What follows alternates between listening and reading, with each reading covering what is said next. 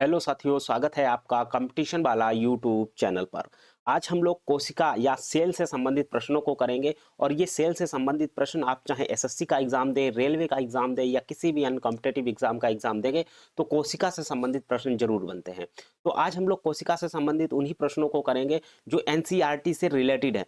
Railway का जो student होगा उसको ये जरूर पता होगा कि ये जो आज मैं क्लास करवाऊंगा उसके सीधे सीधे क्वेश्चन रेलवे में बनते हैं। तो आप लोग इनको जरूर देखिएगा और मैं एक ही क्लास आज ले रहा हूँ, एक क्लास में कल या परसों में आ जाएगी जिसमें मैं 10 क्वेश्चन या 15 क्वेश्चन और करवा दूंगा। तो आपके सेल से बनने वाले जितने भी कॉन्सेप्ट हैं वो सारे क्लियर हो जाएंगे और क्वेश्चन भी आपको बनने लग जाएंगे। चलिए हम लोग क्लास को स्टार्ट करते हैं। यदि आप चैनल पर नए हैं तो चैनल को सब्सक्राइब करिएगा, अपने दोस्तों तक शेयर जरूर कर दीजिएगा। चलिए क्लास को हम लोग स्टार्ट करते हैं। तो इसमें देखिए पहला प्रश्न हमारा कह रहा है कि 1665 में पहली बार कोशिका की खोज किसने की थी। तो आपको बताना है कि 1665 में कोशिका की खोज किसने की थी, ये बताना है। तो आपको पता होना चाहिए रॉबर्ट ब्राउन, रॉबर्ट हुक या ल्यूविन हॉक या रुडोल्फ विर्चो। तो आपको इसमें ऑप्शन में बताना है कि किसने इसकी खोज की थी।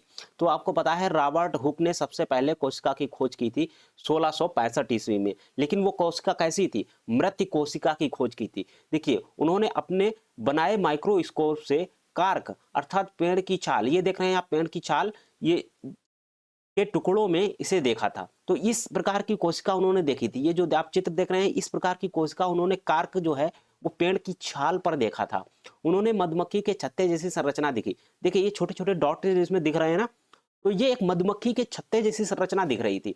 उन्होंने मधुमक्खी के सच्चे जैसी संरचना देखी, सॉरी, उन्होंने जो कोशिकाएं देखी वे मृत थी, डेड कोशिकाएं थी। सेल शब्द सेल शब्द सेलुला से लिया गया है, इसका अर्थ है छोटा कमरा। तो यहां से आपके तीन प्रश्न और बन जाते हैं कि सेल शब्द कहां से लिया गया है, तो सेलुला से लिया गया है। इस सेलुला का अर्थ क्या है? आपका छोटा कमरा। ठीक है, और इन्होंने कैसी कोशिका को देखा था? मृत कोशिका को देखा था। किस पर देखा था? तो कार्क या पेड़ की छाल पर उन्होंने देखा था। ये सीधा सीधा एनसीईआरटी में लाइन बाई लाइन लिखा हुआ है। मैं एमसीक्यू फॉर्मेट में पूरी एनसीईआरटी के जो एमसीक्यू है उनको कन्वर्ट करके लाया हूं। तो आप लोग इसको जरूर देखिएगा, अपने साथियों तक इसको भेजिएगा। अगर आप रेलवे की कोई भी परीक्षा दे रहे हैं, अभी ग्रुप डी की परीक्षा चल रही है, आप मिला सकते हैं जब इसकी आंसर की आएगी कि सेम टू सेम क्वेश्चन यहीं से फंसते हैं। पूरा एनसीईआरटी का लाइन बाय लाइन क्वेश्चन फंसता है। तो चलिए अगले प्रश्न की तरफ बढ़ते हैं। अगला प्रश्न है हमारा, किस कोशिकांग को कोशिका का शक्ति ग्रह कहा जाता है? किस कोशिकांग को कोशिका का शक्ति ग्रह या पावर हाउस कहा जाता है? ये तो इजी प्रश्न है। देखिए राइबोसोम, गोल्गी कॉय, माइटोकॉन्ड्रिया या लाइसोसोम। आप बताएंगे कि किसको कोशिका का पावर हाउस कहते हैं। ये आपको पता होना चाहिए। माइटोकॉन्ड्रिया को क्या कहते हैं? कोशिका का पावर हाउस कहते हैं। देखिए ये चित्र दिया गया है कोशिका का, ये सॉरी माइटोकॉन्ड्रिया का ये चित्र दिया गया है। पहले हम इसकी विशेषताओं को थोड़ा सा पढ़ लेते हैं। ये कोशिकाएं कोशिकीय श्वसन, सेलुलर रेस्पिरेशन का स्थान है। देखिए अगर हमारे शरीर में कोई श्वसन होता है तो श्वसन हम सिर्फ फेफड़े से श्वसन नहीं करते। श्वसन में हमारी एक एक कोशिका भाग लेती है। तो उसमें जो माइट्रो कोशिका के अंदर जो अंग है माइट्रोकॉन्ड्रिया, वो भाग लेता है। उसके अंदर हमारी ऊर्जा का निर्माण होता है, इसलिए हम उसको कहते हैं क्या? Power house of the cell, cell का पावर हाउस। ये भोजन से ऊर्जा को एटीपी, एडिनोसिन ट्राइफॉस्फेट के रूप में संग्रहित करता है। तो ये जो हमने भोजन खाया उसके ये एडिनोसिन ट्राइफॉस्फेट में बदल देता है। इसके पास स्वयं का डीएनए होता है। ये एक बहुत ही बड़ा प्रश्न बन जाएगा कि इसके पास स्वयं का डीएनए होता है। एक केंद्रक के पास होता है, एक माइटोकॉन्ड्रिया, दो ऐसे कोशिकांग हैं जिनके पास अपना डीएनए होता है और राइबोसोम भी होता है। इसके पास अपना डीएनए और राइबोसोम होता है। ये दोहरी झिल्ली डुअल मेम्ब्रेन से घिरा होता है। ये देखिए डुअल मेम्ब्रेन से घिरा है। पहला आप देख रहे हैं आउटर मेम्ब्रेन, ये वाली, ये जो सबसे बाहरी परत है ये आउटर मेम्ब्रेन कहलाती है।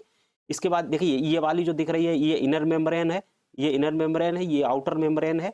इसके बाद ये आप देख रहे हैं एटीपी के रूप में ऊर्जा को ये संशोधित करके रखी हुई है, इसे ये मैट्रिक्स कहते हैं। और ये इनर मेम्ब्रेन ये वाली आप देख रहे हैं जो, ठीक है।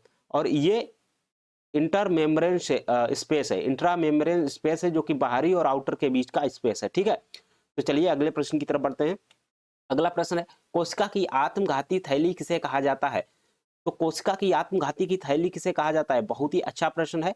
आपको ये बताना है रसधानी, लाइसोसोम, केंद्रक या लवक, इसको कोशिका की आत्मघाती की थैली कहा जाता है। तो आपको पता होना चाहिए इसको लाइसोसोम को कोशिका की आत्मघाती की थैली के रूप में बताया जाता है। इसमें शक्तिशाली पाचक एंजाइम भरे होते हैं। देखिए इसमें क्या होते हैं, शक्तिशाली पाचक एंजाइम भरे होते हैं। ये कोशिका के अपशिष्ट पदार्थों और पुराने अंगों को पचाकर साफ करते हैं। देखिए कोशिका का अगर कोई भी अंग ऐसा हो जाता है कि जो खराब हो गया है या पुराना हो गया है, तो उसके पाचन में कौन मदद करता है? लाइसोसोम। जो कोशिका के अंदर ही एक कोशिकांग है लाइसोसोम। यदि कोशिका क्षतिग्रस्त हो जाती है तो ये फट जाता है और इसे कोशिका की सफाई कर्मी कहा जाता है। ये प्रश्न आपका सीधे बन सकता है कि कोशिका का सफाई कर्मी किसे कहते हैं? तो ये लाइसोसोम कहलाता है। कोशिका का सफाई कर्मी आपका कहलाता है लाइसोसोम कहलाता है। ठीक है, तो ये आप चित्र देख रहे हैं, ये लाइसोसोम के अंदर बहुत सारे हाइड्रोलाइटिक एंजाइम भरे होते हैं। ये आपको शायद नहीं दिख रहा होगा, थोड़ा सा धुंधला हो गया है। तो इसके अंदर हाइड्रोलाइटिक एंजाइम भरे होते हैं। ठीक है, ये मेम्ब्रेन है, इसकी आउटर मेम्ब्रेन है, इसके अंदर लिपिड भी, ये बीच वाली परत ये जो है वो लिपिड है। ग्लाइकोफॉस्फेट की ये बाहरी परत है। तो जो लाइसोसोम होता है वो मेम्ब्रेन, उसकी बाहरी मेम्ब्रेन होती है, उसके बाद उसका क्या होता है, हाइड्रोलाइटिक एंजाइम भरा होता है और उसके अंदर बीच में क्या होता है, लिपिड होता है। तो चलिए अगले प्रश्न की तरफ बढ़ते हैं। अगला प्रश्न है, कोशिका में प्रोटीन का संश्लेषण कहाँ होता है? तो कोशिका में प्रोटीन का संश्लेषण कहाँ होता है? आपको ये बताना है, माइटोकॉन्ड्रिया में, राइबोसोम में, या गोल्गी काय में, या चिकनी ईआर इंडोप्लाज्मिक रेटिकुलम में। ठीक है, इंडोप्लाज्मिक रेटिकुलम में होता है। तो आपको बताना है कि किसमें होता है आपका प्रोटीन का संश्लेषण। तो यहाँ पे आपको पता होना चाहिए, यहाँ पे आपका जो प्रोटीन का संश्लेषण होता है वो आपका कहाँ होता है? इंडोप्लाज्मिक रेटिकुलम में आपका प्रोटीन का संश्लेषण होता है। ये बात आपको पता होना चाहिए। देखिए ये आप चित्र देख रहे हैं, वो किसका है? स्मूथ ईआर का है, इंडोप्लाज्मिक रेटिकुलम का है। यहाँ पे क्या होता है कि ये बहुत सारे देखिए एमआरएनए पाए जाते हैं और यहाँ पे ही आपकी जो ये सतह दी गई है, ये ऊपर देखिए ये खुरदरी सतह है, नीचे देखिए आप ये चिकनी सतह है। तो चिकनी सतह पर आपका क्या होता है, ये जो आपका प्रोटीन का संश्लेषण होता है वो कहाँ होता है? चिकनी सतह पर होता है। ठीक है, यह प्रोटीन की फैक्ट्री कहा जाता है। देखिए बहुत अच्छा प्रश्न यहाँ बन गया है, ये प्रोटीन की फैक्ट्री कहा जाता है। किसको? आपको जो इंडोप्लाज्मिक रेटिकुलम है वो उसको क्या कहते हैं? प्रोटीन फैक्ट्री कहा जाता है। ये आरएनए और प्रोटीन से बने होते हैं। ये किससे बने होते हैं? आरएनए और प्रोटीन से बने होते हैं। ये किसी झिल्ली से घिरे नहीं होते हैं। तो ये किसी झिल्ली से नहीं घिरे होते हैं और ये कोशिका द्रव्य में स्वतंत्र रूप से अंतःप्रद्रव्य जालिका से जुड़े होते हैं। तो ये किससे जुड़े होते हैं? स्वतंत्र रूप से अंतःप्रद्रव्य जालिका अर्थात इंडोप्लाज्मिक रेटिकुलम से सीधे जुड़े होते हैं। चलिए आगे बढ़ते हैं। अगला प्रश्न है आपका, निम्नलिखित में से क्या पादप कोशिका में मौजूद है लेकिन जंतु कोशिका में अनुपस्थित है? आपको बताना है कि पादप कोशिका में तो वो मौजूद है लेकिन जंतु कोशिका में वो क्या है? अनुपस्थित है। तो आपको बताना है, सेल मेम्ब्रेन, साइटोप्लाज्मा, या सेल वॉल, या न्यूक्लियस। ठीक है, तो आपको बताना है कोशिका झिल्ली, कोशिका द्रव्य, कोशिका भित्ति, या केंद्रक, कौन सा जो है वो पादप कोशिका में मौजूद होता है लेकिन जंतु कोशिका में मौजूद नहीं होता है? तो आपको पता होना चाहिए, सेल वॉल जो होती है, कोशिका भित्ति जो होती है, वो आपकी पादप कोशिकाओं में पाई जाती है, बल्कि जो जंतु कोशिकाएं होती हैं उनमें नहीं पाई जाती है। ये देखिए एनिमल सेल दिखाई गई है। इस एनिमल सेल में आप देखेंगे कि तो कोई बाहरी लेयर नहीं दिख रही है, लेकिन इसमें ये ग्रीन वाली देखिए बाहरी लेयर दिख रही है। इसी को सेल वॉल कहते हैं, इसी को हम लोग क्या कहते हैं? सेल वॉल कहते हैं। तो ये कठोर होती है, ये अंदर कोशिका की सुरक्षा करती है। तो आप देखेंगे पेड़ है या और कोई चीज देख लीजिए तो उसको क्या कहते हैं? वो कठोर हो जाता है। किसकी वजह से होता है? तो सेल वॉल की वजह से होता है। ये कोशिका झिल्ली से बाहर स्थित ये कठोर परत होती है। ये मुख्य रूप से सेलुलोज से बनी होती है। ये प्रश्न यहाँ से सीधा बन सकता है कि कोशिका सेल वॉल किससे बनी होती है? तो सेलुलोज से बनी होती है। ये पौधे को संरचनात्मक मजबूती और निश्चित आकार प्रदान करती है। तो ये आपको पौधे को मजबूती, बिल्कुल आप जब बाहर उसको पेड़ को छुएंगे, कोई बड़ा पेड़ आप देखेंगे तो उसको अगर छुएंगे तो वो कठोर लगेगा, मजबूत लगेगा। वो किसके कारण है? ये सेल वॉल की वजह से, क्योंकि सेल वॉल किसकी बनी है? सेलुलोज की बनी हुई है और ये पूरी तरह से पारगम्य होता है। ठीक है, परमेबल होता है। चलिए अगले प्रश्न की तरफ बढ़ते हैं। इसमें दो बातें याद रखनी है, एक तो ये कठोर होती है और संरचनात्मक, इसका जो संरचना देती है पौधों को मजबूत, और इस किसकी बनी होती है? सेलुलोज की बनी होती है। और ये किसमें पाई जाती है? पादप कोशिकाओं में पाई जाती है। चलिए अगला प्रश्न है हमारा, 1831 में कोशिका में केंद्रक की खोज किसने की थी? तो 1831 में केंद्रक की खोज हुई थी, वो किसने की थी ये आपको बताना है। तो आपको रॉबर्ट हुक है, रॉबर्ट ब्राउन है, और स्लाइडन है, और स्वान है। तो आपको बताना है किसने इसकी खोज की थी 1831 में कोशिका की। तो आपको पता होना चाहिए किसने की थी। रॉबर्ट ब्राउन ने आपकी कोशिका की खोज केंद्र की खोज की थी, सॉरी, कोशिका में केंद्र की खोज किसने की थी? रॉबर्ट ब्राउन ने खोज की थी। इसे कोशिका का कंट्रोल सेंटर या निर्देशक कहा जाता है। जैसे हमारे शरीर को कंट्रोल कौन करता है? ब्रेन। तो उसी प्रकार से पूरी कोशिका को कौन कंट्रोल करता है? जो होता है केंद्रक, न्यूक्लियस, ठीक है, वो उसको कंट्रोल करता है। तो कह सकते हैं कि कोशिका का जो ब्रेन है वो कौन है? केंद्रक है। इसमें कोशिका की आनुवंशिकी सामग्री डीएनए और गुणसूत्र पाए जाते हैं। जो हमारी डीएनए होता है वो किसमें पाया जाता है? वो केंद्रक में पाया जाता है। ये कोशिका विभाजन और वृद्धि के में नियंत्रण करता है। यही बताता है कि कोशिका विभाजित होगी या नहीं होगी, कब होगी, कितनी होगी, ये, और वृद्धि कैसे होगी, कितनी होगी, ये इसके अंदर सारी जानकारी रहती है। किसके अंदर? केंद्रक के अंदर। ये दोहरी केंद्रक झिल्ली न्यूक्लियस मेम्ब्रेन से घिरा होता है। ये दोहरी झिल्ली से घिरा होता है, ठीक है, ये बात ध्यान रखना कि जो न्यूक्लियस है अर्थात केंद्रक है वो दोहरी झिल्ली से घिरा होता है। तो दोहरी झिल्ली से घिरा हुआ क्या कहलाता है? केंद्रक कहलाता है। इसकी खोज किसने की थी? रॉबर्ट ब्राउन ने की थी। ये कोशिका का क्या कहलाते हैं? एक ब्रेन है, एक तरीका से यही सारी चीजें कंट्रोल करता है। इसके अंदर डीएनए पाया जाता है।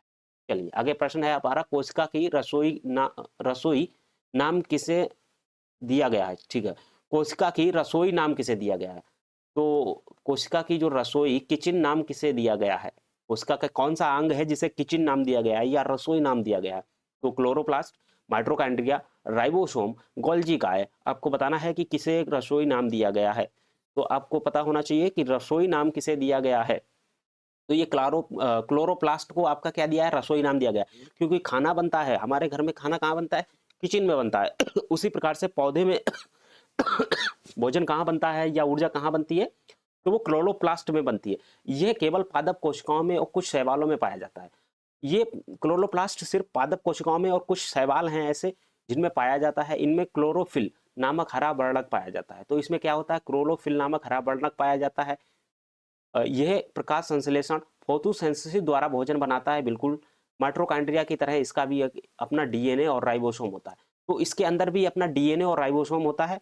चूंकि ये पौधों में पाया जाता है, इसी के अंदर भोजन बनता है, क्योंकि इसके अंदर हरित जो वर्णक पाया जाता है अर्थात क्लोरोफिल पाया जाता है। चलिए आगे बढ़ते हैं। आगे है, कौन सा कोशिका अंग पदार्थ की पैकेजिंग और परिवहन में मदद करता है? तो ऐसा कौन सा कोशिका का अंग है जो पदार्थ की परिवहन और पैकेजिंग में मदद करता है? बहुत ही अच्छा प्रश्न है। केंद्रक, गोल्जी काय, अंतःप्रद्रव्य जालिका या लाइसोसोम? तो आपको पता होना चाहिए केंद्रक भी नहीं होगा इसमें और लाइसोसोम भी नहीं होगा, एंडोप्लाज्मिक रेटिकुलम भी नहीं होगा। तो जो गोल्जी काय है, गोल्जी अपरेटस है, ये आपकी जो कोशिका के अंदर पैकेजिंग और परिवहन में मदद करता है। जो भी जितनी भी ऊर्जा का परिवहन होता है वो एक जगह से दूसरे जगह किसके वजह से जाता है? तो गोल्जी अपरेटस की वजह से जाता है। इसकी खोज कैमिलो गोल्जी ने की थी। ये क्वेश्चन सीधा बन जाता है कि जो गोल्जी काय है या गोल्जी अपरेटस है, इसकी खोज किसने की थी? तो कैमिलो गोल्जी नामक वैज्ञानिक ने इसकी खोज की थी। इंडोप्लाज्मिक रेटिकुलम में बने प्रोटीन और लिपिड का संशोधित और पैक करता है। तो ये जो प्रोटीन और लिपिड जो बनते हैं उनको पैक करता है। इसे कोशिका का पोस्ट ऑफिस या ट्रैफिक पुलिस भी कहा जाता है। तो ये पोस्ट ऑफिस से हम लोग कुछ भेजते हैं ना, तो उसी तरीके से कोशिका के अंदर जो ऊर्जा का आदान प्रदान होता है या लिपिड या प्रोटीन का जो आदान प्रदान होगा वो गोल्जी कॉय के द्वारा होगा। ठीक है, इसलिए इसे क्या कहते हैं? पोस्ट ऑफिस या ट्रैफिक पुलिस भी कहा जाता है। यह लाइसोसोम से निर्माण में भी शामिल होता है। यह लाइसोसोम के निर्माण में भी शामिल होता है। तो ये गोल्जी काय है, ये लाइसोसोम के निर्माण में भी क्या भाग लेता है। तो ये सब शब्द जो है वो शब्द सहा एनसीईआरटी से निकाले गए हैं। सीधा क्वेश्चन एनसीईआरटी से बनता है, इसीलिए ये शब्द सहा एनसीईआरटी से क्वेश्चन बन रहे हैं। चलिए अगले प्रश्न की तरफ बढ़ते हैं। अगला प्रश्न, बिना सुव्यवस्थित केंद्रक वाली कोशिका को क्या कहते हैं? तो बिना सुव्यवस्थित केंद्रक वाली कोशिका को क्या कहते हैं? यूकैरियोटिक कोशिका, प्रोकैरियोटिक कोशिका, जंतु कोशिका, पादप कोशिका। देखिए ये तो हो नहीं सकता जंतु कोशिका, पादप कोशिका, क्योंकि जंतु कोशिका भी एक वेल मेंटेन्ड कोशिका होती है जिसके अंदर सारे कोशिकांग होते हैं और व्यवस्थित कोशिकांग होते हैं। उसी तरीके से पादप कोशिका में भी अपनी जानकारी होती है और उसके वो भी एक वेल मेंटेन्ड कोशिका होती है। तो अब बात रही यूकैरियोटिक और प्रोकैरियोटिक। तो हम लोगों की कैसी होती है? प्रोकैरियोटिक कोशिका होती है, सॉरी यूकैरियोटिक कोशिका होती है। तो इसका सही आंसर होगा प्रोकैरियोटिक कोशिका, अर्थात बिना सुव्यवस्थित केंद्रक वाली कोशिका को कहते हैं क्या? प्रोकैरियोटिक कोशिका कहते हैं। इसकी अनुवांशिक सामग्री किसी झिल्ली से घिरी नहीं होती है, इसमें न्यूक्लाइड होते हैं। तो इसमें न्यूक्लियस नहीं होता है। जो वेल मेंटेन्ड या फिर कह सकते हैं कि झिल्ली से बंधा हुआ एक केंद्रक नहीं होता है, लेकिन इसमें न्यूक्लाइड होते हैं, बिल्कुल ऐसे धागे की जैसी संरचना आप देख रहे हैं इसमें। ये देखिए, ये पड़ी हुई है ऐसी, और अगर वही केंद्रक कोशिका होती, वेल मेंटेन्ड कोशिका होती, तो उसको ऐसे झिल्ली में, डबल झिल्ली में बंद किया जाता, तो वो क्या कहलाता है? न्यूक्लियस कहलाता है, केंद्रक कहलाता है। तो अब देखिए यहाँ पे न्यूक्लाइड पाए जाते हैं, किसमें पाए जाते हैं? तो ये जो प्रोकैरियोटिक कोशिका होती है, जीवाणु, बैक्टीरिया और नीले हरी शैवाल इसके उदाहरण हैं। तो जीवाणु, बैक्टीरिया में ये आपके प्रोकैरियोटिक कोशिका पाई जाती है, और नीले हरी शैवाल भी इसी के उदाहरण हैं। इसमें झिल्लीदार अंगक जैसे माइटोकॉन्ड्रिया है, इसमें झिल्लीदार अंगक जैसी माइटोकॉन्ड्रिया भी पाई जाती है। चलिए आगे बढ़ते हैं। अगला प्रश्न है, कोशिका को भरने वाले जेली जैसे पदार्थ को क्या कहते हैं? अब ये देखिए, ये पूरी कोशिका का चित्र दिखाया गया है। ये कोशिका मेम्ब्रेन है बाहरी, और ये जो झिल्ली नुमा, ये पीला पीला जो आप पदार्थ देख रहे हैं, ये पीला वाला पदार्थ देख रहे हैं, इसका नाम पूछ रहा है कि इसका नाम क्या है? तो एक मिनट। तो कोशिका द्रव्य, कोशिका केंद्रक द्रव्य, जीव द्रव्य या सीरम, क्या कहते हैं? आपको बताना है कोशिका को भरने वाले जेली जैसे पदार्थ को क्या कहते हैं, ये आपको बताना है। तो ये पीले वाले पदार्थ का नाम क्या है? कोशिका द्रव्य, केंद्रक द्रव्य, जीव द्रव्य या सीरम, क्या कहलाता है? तो ये कोशिका द्रव्य कहलाता है। क्या कहलाता है? कोशिका द्रव्य कहलाता है। ये आपका कहलाता है कोशिका द्रव्य। साइटोप्लाज्म, ये चूंकि ये कोशिका के अंदर है, ये इसलिए ये कोशिका द्रव्य कहलाएगा। और ये केंद्रक के अंदर वाला द्रव्य और ये वाला दोनों का द्रव्य मिला देंगे तो हमारा कहलाएगा जीव द्रव्य, प्रोटोप्लाज्म। ठीक है, तो ये हमारा कहला जाएगा प्रोटोप्लाज्म। और केंद्रक द्रव्य जो केंद्रक के अंदर भरा होगा वो केंद्रक द्रव्य हो जाएगा। यह कोशिका झिल्ली और केंद्रक के बीच का क्षेत्र है। यह मुख्य रूप से पानी, लवण और कार्बनिक अणुओं से बना होता है। तो ये एक देखिए, केंद्रक और कोशिका झिल्ली के बीच का जो क्षेत्र पीला पीला आप देख रहे हैं, ये मुख्य रूप से पानी और लवण और कार्बनिक यौगिकों से बना होता है, अणुओं से बना होता है। अधिकांश कोशिकांग इसी में तैरते रहते हैं। देखिए बहुत सारे कोशिकांग जो आप देख रहे हैं, ये सब इसी में तैर रहे हैं। ठीक है, कोशिकांग की कई महत्वपूर्ण चयापचय क्रियाएं जैसे ग्लाइकोसिस नहीं होती है। ठीक, ग्लाइकोसिस यही होती है, सॉरी, ग्लाइकोसिस की जो प्रक्रिया है वो कहाँ होती है? आपकी कोशिका द्रव्य में ही ग्लाइकोसिस की प्रक्रिया होती है। चलिए आगे बढ़ते हैं। अगला प्रश्न है, सभी जीवित जीव कोशिकाओं से बने हैं, यह कोशिका सिद्धांत किसके द्वारा प्रतिपादित किया गया था? तो आपको बताना है कि जो कोशिका सिद्धांत है वो किसने दिया था? सभी जीव जो है वो जीवित कोशिका से बने, ये बात किस वैज्ञानिक ने की थी? तो यहाँ पे आपका सही आंसर होगा slider and swine. Slider and swine, ये जो दो वैज्ञानिक थे, इन्होंने ही कोशिका सिद्धांत दिया था और कहा था सभी जीवित जीव कोशिकाओं से बने होते हैं। ठीक है, एम.जे. स्लाइडन 1838 एवं वनस्पति शास्त्री थे। ये कैसे थे? बोटनी के बोटनी के एक व्याख्याता थे। उन्होंने कहा था कि पौधे कोशिका से बने होते हैं, कोशिकाओं से बने होते हैं, बिल्कुल सही। टी स्वान 1839 में जंतु शास्त्री थे। ये जंतु शास्त्री थे जिन्होंने कहा था कि जंतु कोशिकाओं से बने होते हैं, जंतु कोशिकाओं से बने होते हैं। ठीक है, और बाद में रॉबर्ट विर्चो ने जोड़ा कि सभी कोशिकाएं पूर्व मौजूदी कोशिकाओं से बनी होती हैं। ये बात बहुत इंपॉर्टेंट है, ये आपको याद रखना है। रॉबर्ट विर्चो ये एक ऐसे वैज्ञानिक थे जिन्होंने कहा था कि एक कोशिका जो है अपनी पूर्ववर्ती मौजूद कोशिकाओं से बनी होती है। ये बात रॉबर्ट विर्चो ने कहा था, बल्कि स्लाइडर एंड स्वाइन ने क्या दिया था? कोशिका सिद्धांत दिया था। यह जीव विज्ञान के मूलभूत सिद्धांतों में से एक है। तो ये जो कोशिका सिद्धांत है, ये जीव विज्ञान के मूलभूत सिद्धांतों में से एक है। जैसे फिजिक्स में हम ओम्स लॉ पढ़ते हैं, फिजिक्स में जैसे हम न्यूटन्स के नियम पढ़ते हैं, उसी तरीके से आपके बायोलॉजी में एक कोशिका सिद्धांत है। ये भी बहुत महत्वपूर्ण सिद्धांत है, ये कोई स्लाइडर एंड स्वाइन ने दिया था। आप चित्र में देख रहे हैं इन दोनों व्यक्तियों को, स्लाइडर एंड स्वाइन को। चलिए आगे बढ़ते हैं। अगला प्रश्न है, कौन सा कोशिकांग लिपिड संश्लेषण और विसरण में शामिल होता है? डिटॉक्सिफिकेशन। ठीक है, विसरण का मतलब होता है डिटॉक्सिफिकेशन। कौन सा कोशिकांग लिपिड संश्लेषण और विसरण डिटॉक्सिफिकेशन में शामिल होता है? तो आपको बताना है खुरदरी, ईआर मतलब इंडोप्लाज्मिक रेटिकुलम, चिकनी इंडोप्लाज्मिक रेटिकुलम, गोल्जी काय और केंद्रक। तो आपको बताना है कि लिपिड कहाँ पे जो है आपके बनेंगे, लिपिड कहाँ बनते हैं। इसका आंसर आपको देना है कि लिपिड कहाँ बनते हैं। तो ये आपकी चिकनी इंडोप्लाज्मिक रेटिकुलम में आपके लिपिड बनते हैं। चिकनी इंडोप्लाज्मिक रेटिकुलम में आपके लिपिड बन जाते हैं। और खुरदरी में क्या बनता है? वो राइबोसोम बनता है। खुरदरी में आपका राइबोसोम बनता है, अभी आगे आएगा, अभी क्वेश्चन हो सकता है। और केंद्रक में कुछ नहीं बनता है। ठीक है, गोल्जी का ये आपका एनर्जी ले जाने का काम करती है। तो इसका सही आंसर क्या हो जाएगा? Smooth endoplasmic reticulum. इसकी सतह पर राइबोसोम नहीं होते हैं, इसलिए ये चिकनी दिखाई देती है। देखिए ये चिकनी दिखाई देती है क्योंकि इसकी सतह पर राइबोसोम नहीं पाए जाते हैं।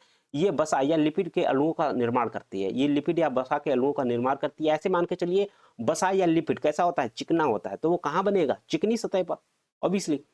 यकृत लिवर कोशिकाओं में दवाओं और विषयों को निष्क्रिय डिटॉक्सिफिकेशन करने में अच्छा ठीक है। जो यकृत है वो हमारा डिटॉक्सिफिकेशन करता है, जो जहरीली चीजें होते हैं उनको नष्ट करता है।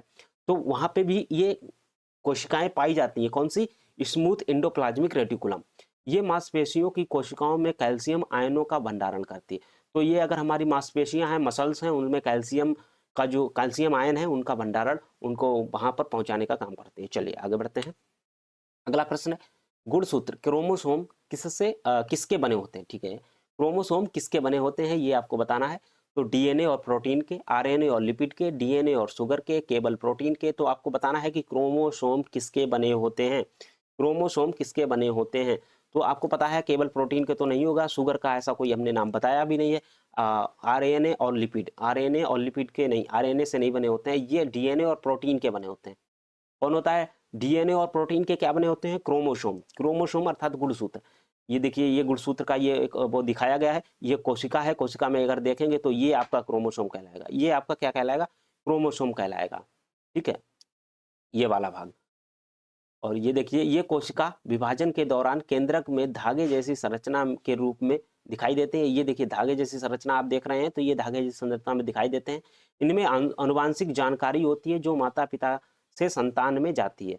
इनमें आनुवांशिकीय जानकारी होती है। इसमें शामिल प्रोटीन को हिस्टोन प्रोटीन कहते हैं, ठीक है, हिस्टोन प्रोटीन कहते हैं। इसमें जो प्रोटीन पाई जाती है वो हिस्टोन प्रोटीन कहलाती है, डीएनए की पैकेजिंग में मदद करती है। ये डीएनए की पैकेजिंग में मदद करती है कौन, हिस्टोन प्रोटीन। कहाँ पाई जाती है ये, आपकी क्रोमोसोम में पाई जाती है। मानव कोशिकाओं में 46 अर्थात 23 जोड़ी क्रोमोसोम पाए जाते हैं। चलिए अगले प्रश्न की तरफ बढ़ते हैं। अगला प्रश्न है डीएनए के क्रियात्मक खंडों को क्या कहते हैं, डीएनए के क्रियात्मक खंडों को क्या कहते हैं। तो गुणसूत्र या जीन या केंद्रक या राइबोसोम। देखिए अब हमने बताया था कि ये धागे जैसी संरचना है। अब इस धागे जैसी संरचना को अगर उन्होंने देखा तो उन्होंने कहा कि इसकी डीएनए की क्रियात्मक खंडों को क्या कहा जाता है। तो आपको बताना है कि इसको जीन कहा जाता है। क्या कहा जाता है, जीन। जीन से बने होते हैं क्या, क्रोमोसोम। ये अनुवांशिक की मूल इकाई है। तो जीन क्या है, अनुवांशिकी की एक मूल इकाई है। जो हेरिडिटी है उसकी एक मूल इकाई क्या है, मूल यूनिट क्या है, तो वो है आपकी जीन। एक जीन डीएनए की एक विशिष्ट खंड है। ये डीएनए जो दिख रहा है आपको पूरा, इसका एक ये विशिष्ट खंड है, वो क्या है, जीन है, जो किसी विशेष प्रोटीन के निर्माण में निर्देश देता है। ये एक विशेष प्रकार के प्रोटीन निर्माण देता है। सभी के बराबर डीएनए नहीं होगा। ये हिंदुस्तान बल्कि नहीं, पूरी दुनिया में, पूरे ब्रह्मांड में सभी का डीएनए अलग अलग प्रकार का पाया जाएगा। हमारे लक्षणों जैसे आंख, कान, रंग, ऊंचाई इत्यादि निर्धारण करने में हमारे गुणसूत्र मदद करते हैं। चलिए यही सब बातें लिखी हुई हैं। आज क्लास का अंतिम प्रश्न सॉरी, मानव शरीर की सबसे लंबी कोशिका। आपको बताना है कि मानव शरीर की सबसे लंबी कोशिका का नाम बताइए। कोशिका पेशी, तंत्रिका कोशिका, अस्थि कोशिका, श्वेत रक्त कोशिका। कौन सी होती है मानव शरीर की सबसे लंबी कोशिका। तो आपको पता होना चाहिए तंत्रिका कोशिका मानव शरीर की सबसे लंबी कोशिका होती है। यह तंत्रिका तंत्र की मूल इकाई है। तंत्रिका तंत्र की अगर कोई मूल इकाई है तो क्या है आपकी, तंत्रिका कोशिका है। यह शरीर में सूचनाओं और संकेतों को प्रसारित करती है। शरीर में सूचनाएं एक जगह से दूसरी जगह जाती हैं, तो वो किसके वजह से जाती हैं, जो न्यूरॉन सेल्स हैं उनकी वजह से जाती हैं। कुछ तंत्रिका कोशिकाएं 1 मीटर तक लंबी हो सकती हैं। कुछ ऐसी होती हैं जो 1 मीटर तक लंबी होती हैं, जो हमारे स्पाइनल कॉर्ड में पाई जाती हैं। जन्म के बाद इनमें विभाजन की क्षमता बहुत सीमित होती है, अर्थात मैं कह सकता हूं कि नहीं होती है। तो इसमें विभाजन की क्षमता नहीं होती है। बाकी शरीर के सभी कोशिकाएं विभाजित हो सकती हैं। सबसे ज्यादा जो है वो लीवर की कोशिकाएं विभाजित हो सकती हैं। लेकिन ये जो हमारी कह सकते हैं न्यूरॉन है, न्यूरॉन सेल्स हमारे कभी भी विभाजित नहीं होते हैं। अगर ये विभाजित होते तो एक ह्यूमन सुपर ह्यूमन बन जाता। चलिए आज की क्लास मुझे लग रहा है कि यहीं पे समाप्त करते हैं और मिलते हैं फिर हम लोग किसी नए लेक्चर में। अगर आपको आज के क्लास के क्वेश्चन बहुत ज़्यादा पसंद आते हैं या फिर पसंद नहीं आते, आप हमें कमेंट बॉक्स में कमेंट करिएगा, अपने साथियों तक इसको शेयर जरूर करिएगा। मिलते हैं, तब तक के लिए देखते रहिएगा हमारा कंपटीशन वाला YouTube channel. Thank you very much.